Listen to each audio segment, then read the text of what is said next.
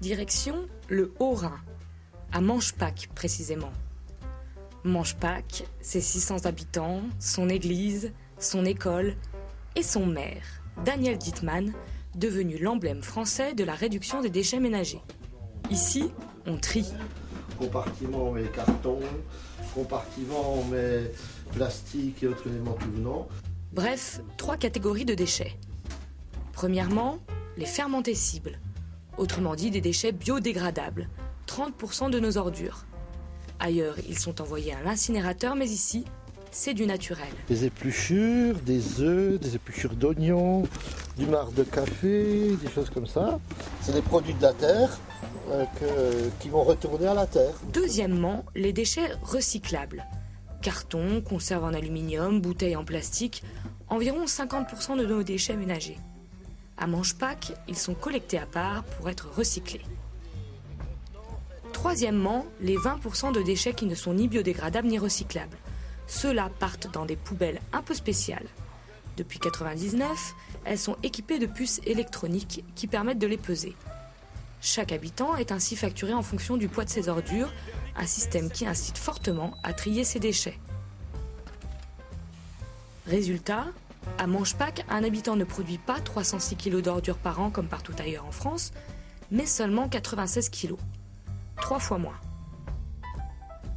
Du coup, il y a moins besoin d'incinérateurs et les habitants ont divisé leur facture d'ordures ménagères par 2.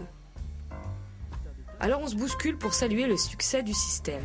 Vraiment, le tri-recyclage augmente beaucoup dans les villages qui ont mis en place la pesée embarquée. Là, on a un exemple qui réduit massivement les pressions environnementales, donc c'est vraiment un modèle. Un modèle qui inspire même Nicolas Sarkozy.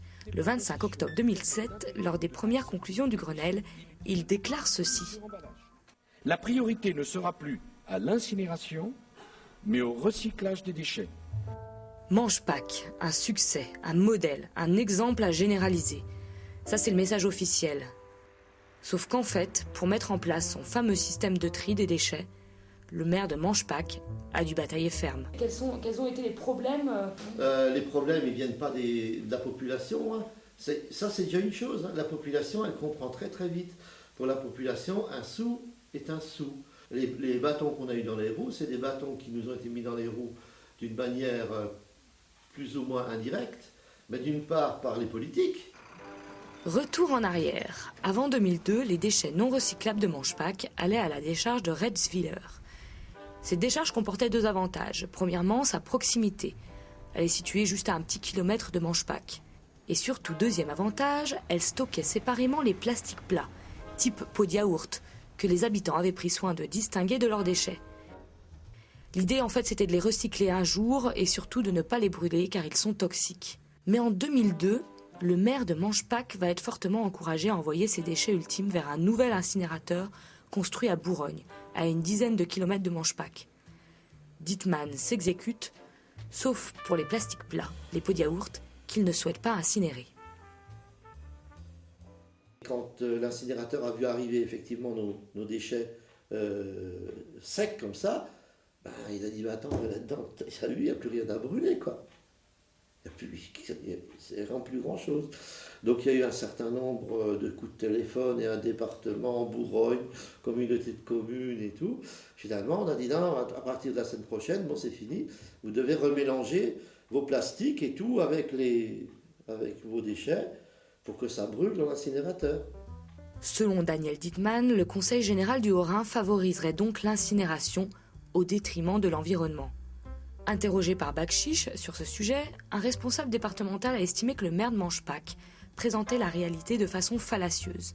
Il invoque d'autre part des décisions qui leur sont apposées par une directive européenne.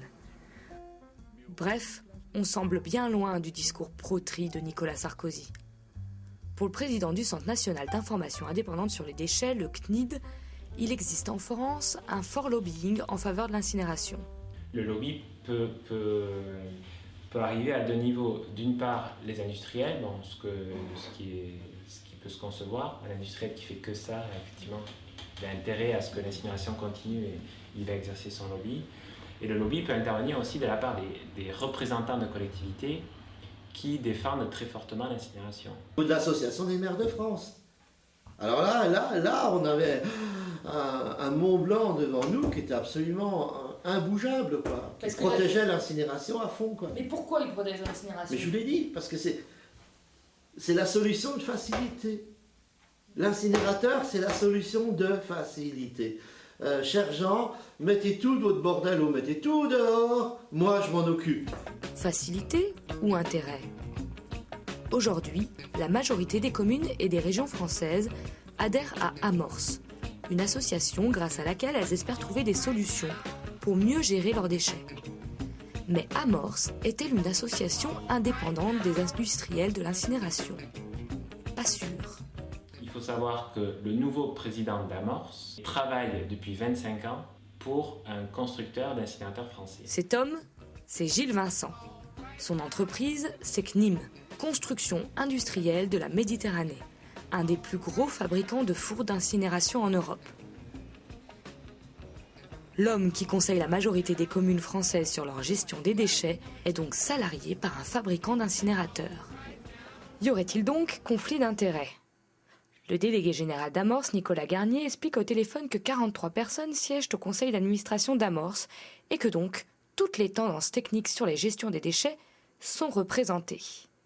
On l'espère, car quand une commune se lance dans le financement d'une usine d'incinération, elle en prend pour 20 ans. C'est la durée de vie moyenne d'une telle usine. Et en plus, il faut envoyer beaucoup de déchets, sinon ce sont les contribuables qui trinquent. Témoignage en forme d'aveu du président du CERTRID, le syndicat de communes qui gère l'usine d'incinération de Bourgogne, près de Manchepac. L'usine, c'est l'outil des collectivités locales. Vous comprenez ? Donc, en soi, à partir du moment où on baisse notre tonnage, nous augmenterons inéluctablement notre coût de traitement qui sera recouru au niveau de l'impôt, tout simplement. Plus on incinère pour amortir l'outil, moins nos collectivités et nos concitoyens paieront d'impôts. En clair, plus elles financent d'incinérateurs, moins les communes ont intérêt à trier leurs déchets.